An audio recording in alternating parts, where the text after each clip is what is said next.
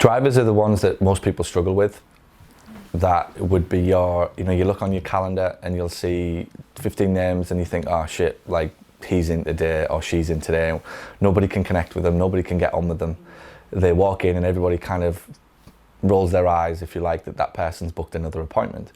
And more often than not, they're actually all right if you understand what they want from you, which is that they do need to feel in control and they do need to feel as though they've got the upper hand. And if you tell them that the appointment is on Thursday, it's like, no, I can only come Friday. And if you'd have said Friday, they'd have said, no, I can only come Thursday. They've just been used to all their life getting their own way.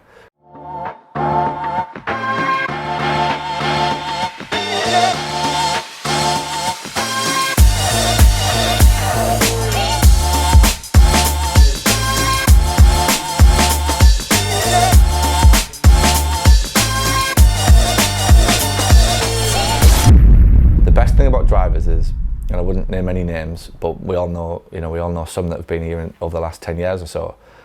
The best thing about them is the reason they do come back after years is if you get them, they rush back.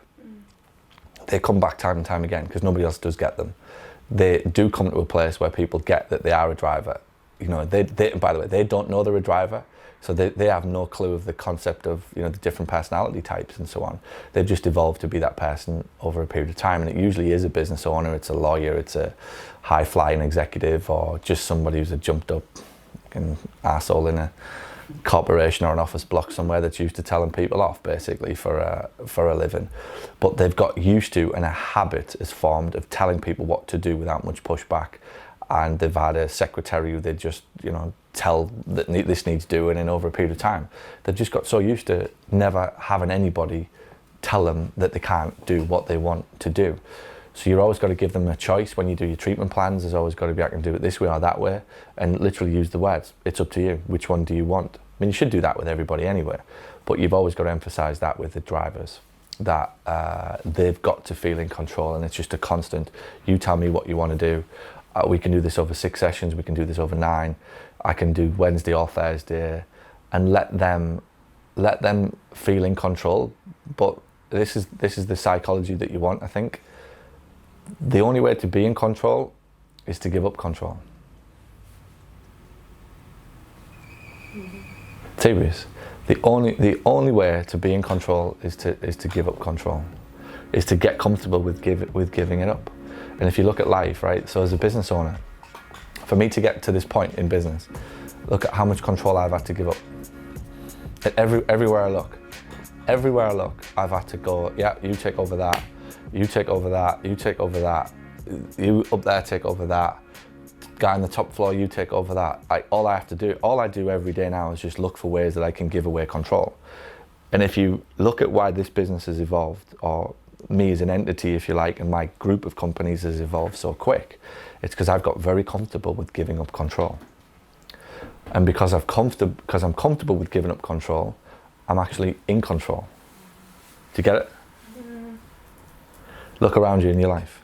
You see anybody and it's always, but I love the relationship analogies because they're just the same. There's no difference in life whether you're in business, at work, with friends, with romantic relationships. They're exactly the same.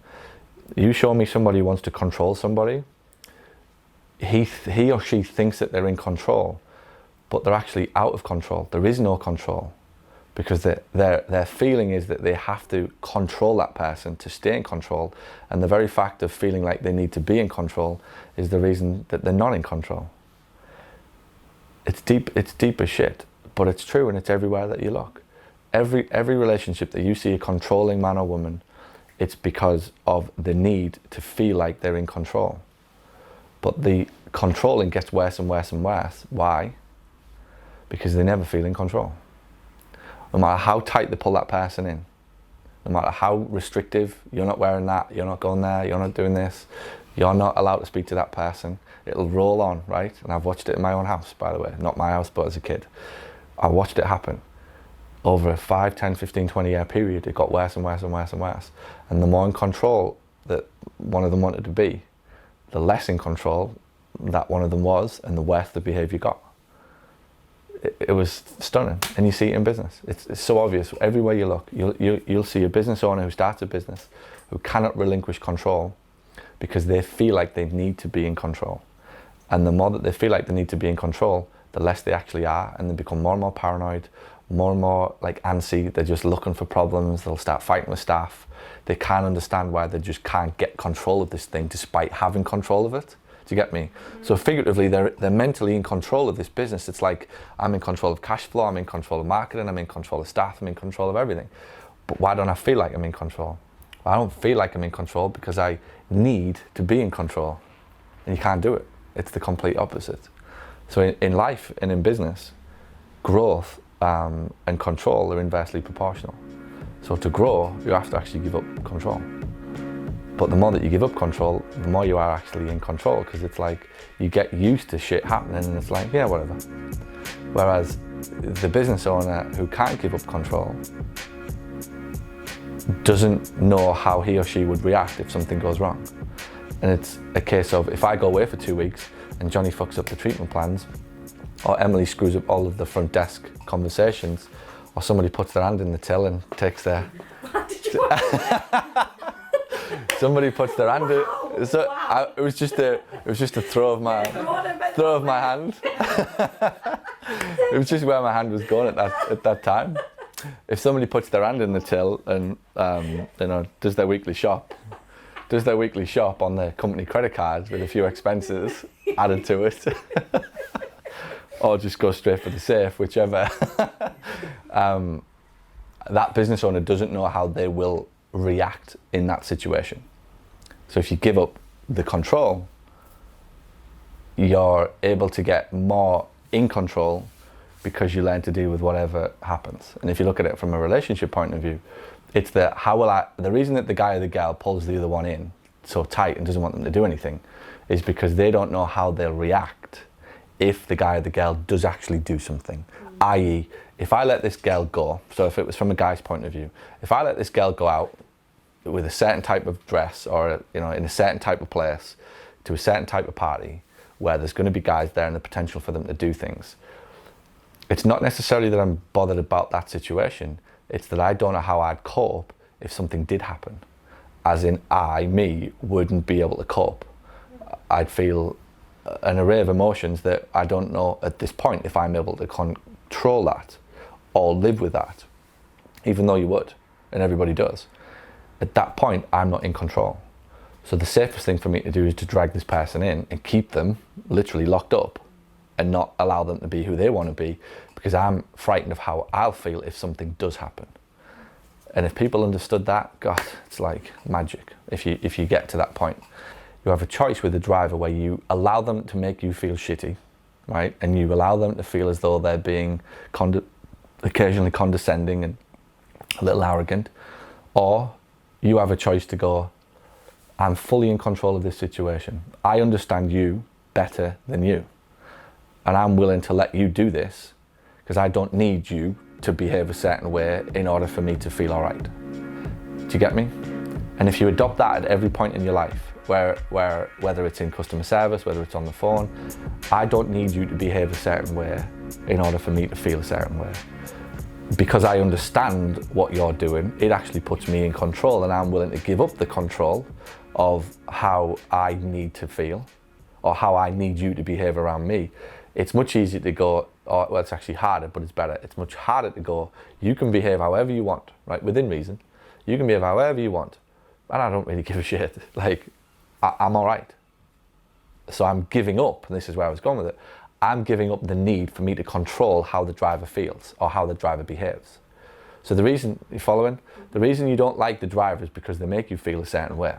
So it's like, he says these things or she does these things and she makes everybody feel awkward, and she comes in and it's like, you offer a cup of tea and she never wants one, but then 5 minutes later she does, and it's like, do you want milk? No. Oh, go on then, I will. It's like everything is a challenge, and you're just kind of rolling your eyes at the patient. And inside you can get antsy because they have made you feel a certain way. It's like, The point I'm trying to get across to you is when you understand that that's who they are, just give it up. Let them be whoever they want to be without any effect to you. So in essence, you are giving up control of your Like, I don't need you to make me feel a certain way. You do whatever the fuck you want. Like, this half an hour will come and go within, whatever. You don't have to let them make you feel a certain way. But most importantly, well, that's the most important bit, but importantly for the patient, they feel as though they're in an environment where somebody gets them. So they do start to come back to places that people get them. I'm not going to say his name, but there's obviously a solicitor in the town who used to come here every week. Yeah, and because I got him. Ultimately, I got him like nobody else did. He went from place to place to place to place to place to place and just clashed with people. His personality was so strong and he was such a driver that he would go up against people, and it would be, he'd come in and he'd be like, oh, well, I just wanted to do this and this physio told me not to do it, blah, blah, blah. And it didn't take me long to realise that was his beef. And it was like, all right, this is what you want to do. You tell me what you want to do. And it literally just became, how many exercises do you want? Oh, I would like 4. All right, cool, I'll get you 4. All right, what exercises do you want to do today? Ankle, knee? Oh, I want to do some, all right, let's do some ankle stuff. How many sessions do you want? Oh, I would like 8, well, let's do 8. How many minutes do you want? Right, let's do. And then I'm like, how much do you want to pay? Like, it's like, it literally just became, you tell me what you want to do. But obviously within a guideline of where we were going to go. But what he came up against with other physios in this town, how he ended up here and spending a lot of money here over them periods of time, was because I understood that he was a driver. And I didn't get into a fight with him, and I didn't look at his name on a schedule and go, oh shit, that's going to be hard work. I was like, great, this is going to be fun. It's actually easier, because I just ask him, think about it. Because, and again, this goes back to why I told you that the bit on the psychology there of the control. When you get that, and by the way, I didn't know that at the time, but I was doing it, but I didn't understand the psychology of it. When you get used to giving up it's tiring trying to keep control. People are just sort of like, so trying desperately hard to control every single situation in their life. That's where most of their energy is being used. That the more that you actually give it up and you're like, well, whatever you want to do is whatever you want to do. You want to rub for me, rub for me. You want to do it, fucking do it. Like, you're going to do it. I hope you don't, if you get me. You want to hurt me? Hurt me. Like, I'll be all right. I'll figure it out. But it's better than spending 75 years like holding on to it, hoping to God that you don't. And it's the same with the patient. It's not about letting them make you feel a certain way. Let them be where they want. Like, you can change the way you react to these patients coming through the doors. They get you, and because you get them, you feel more confident. And because you feel more confident, the driver feels more confident about being around you. But it starts with you.